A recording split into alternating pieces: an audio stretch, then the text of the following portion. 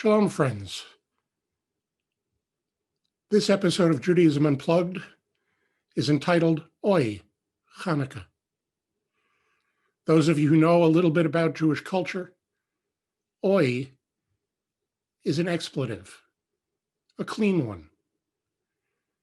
It can be used to draw attention. It can also be used to express some kind of woe or concern, as in Oy vey.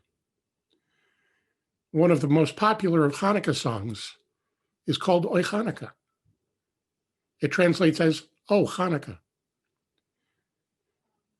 But Oy Chanukkah could also be seen to express an air of, it's Hanukkah season, and all of the items that come with that come into play,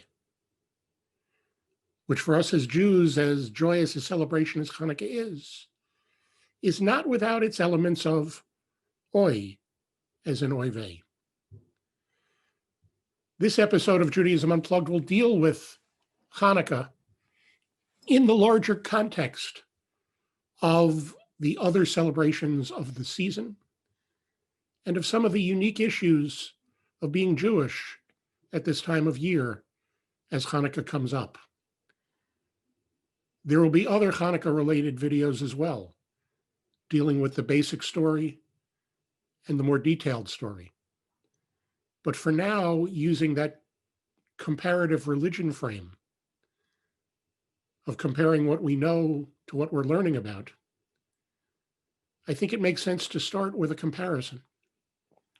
Because in truth, part of the Oy of Hanukkah for us as Jews is that for many who are not Jewish, there's this sense that Hanukkah is somehow the Jewish Christmas. Probably significantly related to the fact that they share a portion of the calendar together. Now, in a separate episode, we'll talk about why Jewish holidays move around on the secular calendar. It has to do with being lunar and solar in our telling of time. But suffice it to say that Hanukkah always falls between Thanksgiving and Christmas. A little bit of overlap, perhaps, to just the other side of Christmas in an extreme year. So we're always looking at Hanukkah at the same time that we're looking at Christmas as a larger culture. In America, demographically, the tilt of that discussion is significantly towards Christians and Christmas. There are way more Christians than Jews in this country.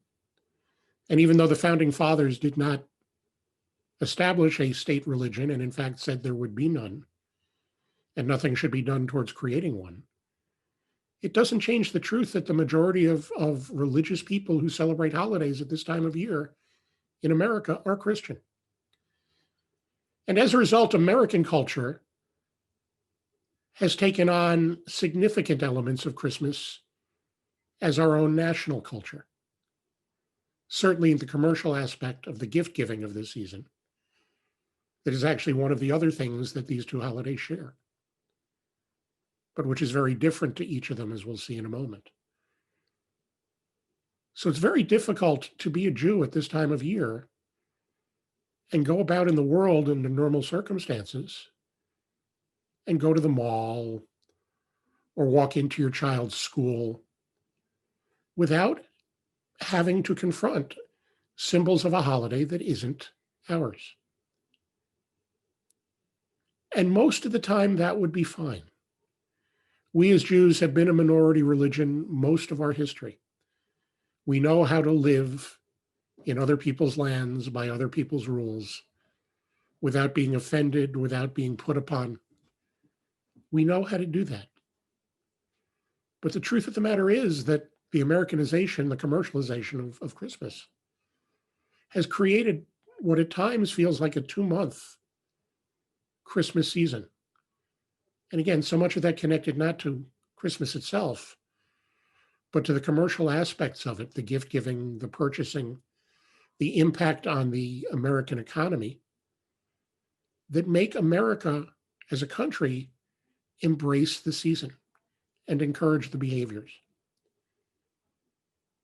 If I'm going to the mall with my family to go shopping for Hanukkah presents, and 99% of the decorations, all of the music playing out of the mushrooms, all of the greetings are all of Christmas. Over the course of time, you start to feel yourself becoming invisible. In Judaism, we call this the December dilemma. How to remain positive in our celebration of Hanukkah and our being Jewish at a time when we become more and more invisible in the larger community. And in recent years, with the significant increase of interfaith marriage across the American scene, today more and more families within their own homes face a unique form of the December dilemma as well, in which legitimately both Hanukkah and Christmas are celebrated by members of the household. How can we celebrate both appropriately without the one infringing on the other? How can we make the two work to express who we are as a family without having to divide them completely? Because they're both family celebrations. They're both times for a family to come together in unity and support, even of those celebrating a religious holiday other than the one they themselves celebrate. Oy Chanukkah, modern problems and challenges. But let me go back to the origins a little bit, because we talked about the phenomenon stemming probably and mostly from the calendar. There are actually four things that the holidays have in common, Hanukkah and Christmas. And several of them they have in common with every other celebration of this season. And there are a lot of celebrations at this time of the year. If you're an African American, you may participate in the celebration of Kwanzaa, some of which looks very much like Hanukkah, parts of which look very much like Christmas, other parts uniquely relating back to African traditions. If you're from the Indian subcontinent, you may celebrate Diwali, the festival of light of this season. If you're from further east in Asia, you may celebrate one of the Lunar New Years, the Chinese, Tet, the Vietnamese New Year. If you work in a large corporation, you may have corporate holiday parties, cultural events. Schools take off for the week between Christmas and New Year's, in part because many families are on vacation. That vacation, in part, to allow extended families to celebrate Christmas together, and in good years, Hanukkah. So yes, there's a lot going on here. But interestingly, listening to some of the scholars, not the religious scholars of Christianity, but some of the other scholars who have read and been raised within the Christian tradition, scientists, historians, archaeologists, many of them have come to believe that the birth of Jesus, historical Jesus, actually took place in the spring. And at some point, the religious calendar and tradition changed that story and moved his birth into the dead of winter. I suspect we have our friends, the Roman Empire, to thank for that. In the period before it itself embraced Christianity, becoming the Holy Roman Empire. But in the early days of Christianity, when the Christians were a persecuted minority, not understood by the Romans yet, somewhat different and dangerous, and therefore persecuted. Ironically, at that same time, the Jews, who had been responsible for bringing Rome into the Middle East in the first place, were actually a tolerated and respected minority. Our Hanukkah festival of the season was celebrated alongside the Roman Saturnalia, which celebrates the winter solstice. Christians may have felt the need and the value in moving the story and celebration of the birth of their Lord and Savior to this time of year and claiming that, like the Jews, they were celebrating at this time of year, hoping that not too many questions would be asked. It's a plausible theory, and there are other reasons to believe it. But whether the calendric coincidence is real or created, it's not enough of an overlap to equate the two holidays. Not when Christianity embraces Christmas as one of its major rites and holidays, its celebration part of the creed of the faith, that this is the celebration of the day of Jesus' birth. For Jews, there's a story to Hanukkah as well. But let's be clear. Hanukkah is a minor festival. And it's true, as we will see, it may have been given that status as a minor festival for political reasons internal to the Jewish community. In America today, it certainly is amongst the most openly and regularly celebrated of Jewish holidays, perhaps making up for that historical slight. But Hanukkah is a minor festival. And it's a festival not of birth of a savior, but it's a celebration of a human victory over an enemy, couched in a story of a miracle of oil that lasted far longer than it should have. A story, by the way, that doesn't get attached to the events of historical Hanukkah for some 500 to 700 years after its first occurrence. Light at this season of the year is an essential element to any good festival.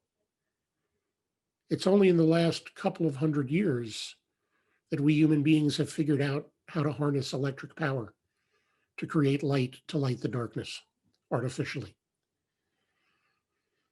In the ancient world, even in the medieval world, if you wanted to have a communal celebration during the winter season, you had better have found a way to include light in a meaningful, central, symbolic way in your celebration.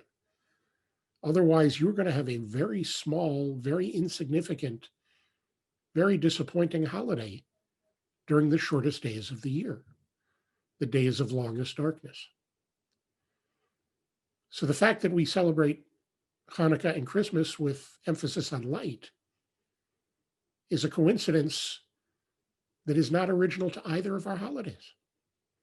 Every holiday at this season of the year involves lighting up something, even those corporate holiday parties, where it's some of the members of the workforce that may be getting lit up. But I kid. The third and fourth elements are related. It's the fact that these have become family holidays. Any holiday in a tradition that's more than religious should in some way be a holiday time, a family time, a time for family to come together in celebration and observance. So that's not a surprise either. And the fourth is what the families do when they get together, which is the giving of gifts. Gifts which are far more central in the creedal story of the birth of Jesus in the form of the gifts of the three wise men, the three magi, who come to visit the baby Jesus after being led by the light of the North Star.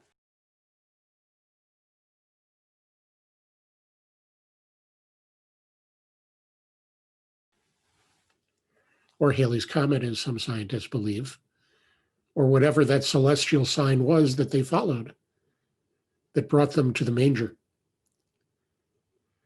For Jews, the giving of gifts starts not as a major piece of the story, but as a minor distraction several centuries in, as a way to keep the young children occupied and away from the place where the festival symbolic foods were frying in the symbolic oil that is central to the Hanukkah story.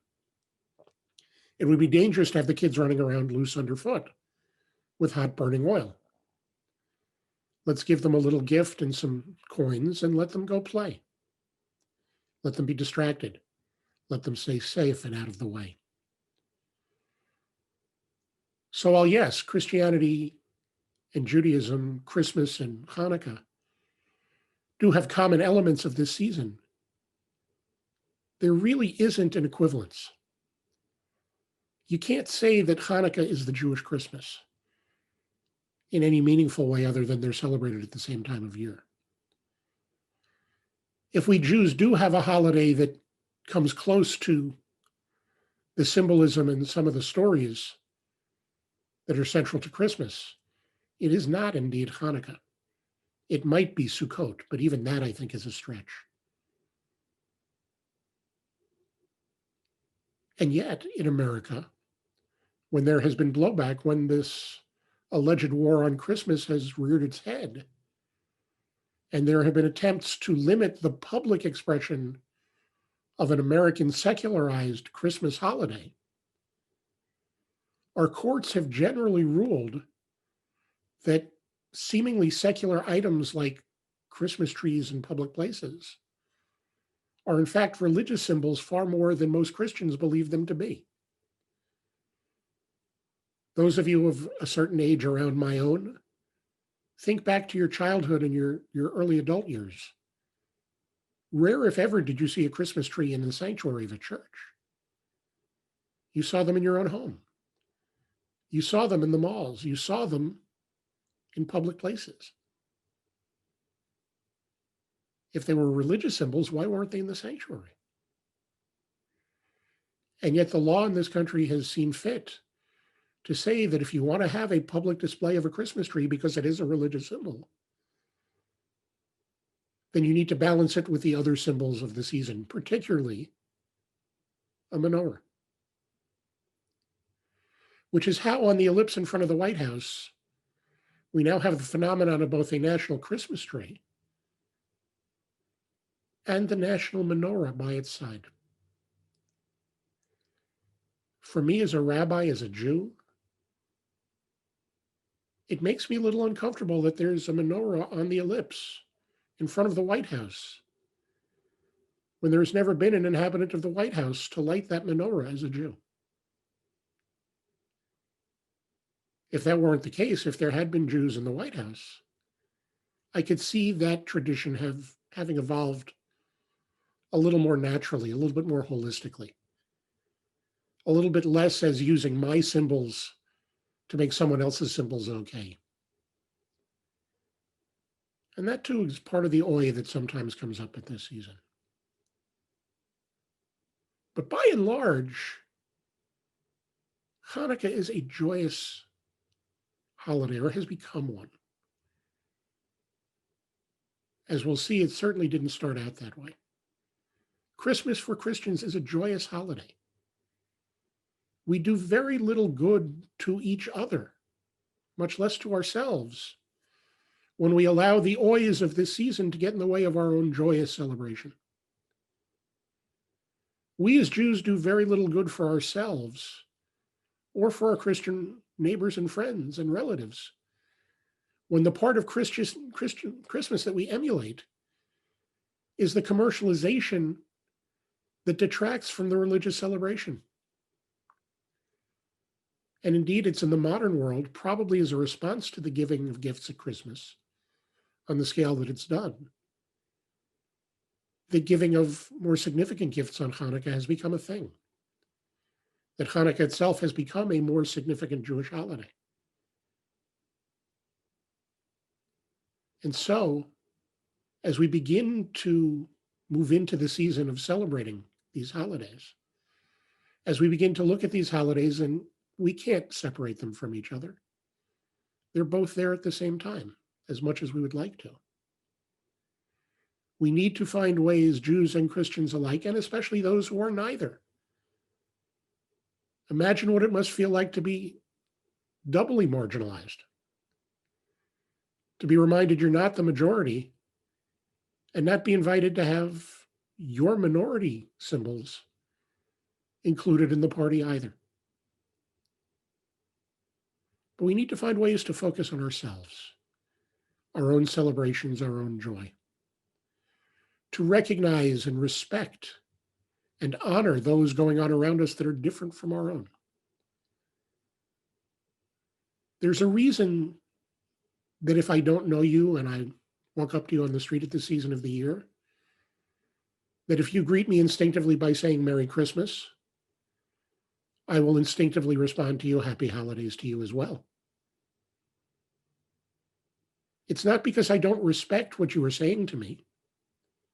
I recognize that your Merry Christmas was an attempt to wish me good tidings at a joyous time of the year. I accept it in that vein. But without knowing it, you have just written me out, at least a little bit, by wishing it to me in language of someone else's holiday than my own. I'm not responding to teach you a lesson, although that's an unintended consequence of my actions. If I don't know you, I'm responding because the only hint that I have that you might be a Christmas celebrant yourself is your willingness to assume that I am as well. That's not enough knowledge for me to be comfortable risking similarly offending you. And so my wishing you happy holidays is an opening gambit. It's a recognition that there are many holidays at this season of the year, and I don't yet know you well enough to know which one you celebrate. So I choose to make my greeting inclusive rather than risking it becoming exclusive. And it saddens me that some have turned this somehow into an idea that Christmas is under attack. I wish every one of my Christian neighbors and friends and relatives, because I too have them, a Merry Christmas, when I know that's what you celebrate. I want your Christmas to be merry and joyous and fun. You're entitled to it. You deserve it. We're all better off if yours is. But as one who has lived his life as a minority, I do see this time differently. And if you're going to understand the Jewish community and Jewish people and how Jews act and speak, sometimes you got to take our nonsense with the serious stuff too. And I admit some of it's on us. Some of it is just being tired of being in the minority, being marginalized, being made to feel invisible when we know we're here and contributing. Not a rant, not a vent. But I hope that this particular installment of Judaism Unplugged helps others to understand that even in the joyous times of a season like this, for all of us, there can be moments of oy, most of them unintended, most of them with nothing behind them whatsoever, but there nonetheless. And if we're going to do a better job of working together and growing towards each other and understanding each other, we need to know that they are real too. As I said, this will be one of several videos for Hanukkah. If you happen to be watching this one first, I apologize.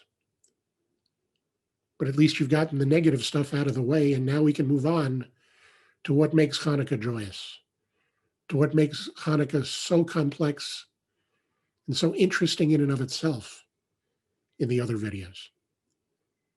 Once again, I thank you for listening. I welcome your feedback. I welcome your questions. For now, shalom, and we'll see you on the next one.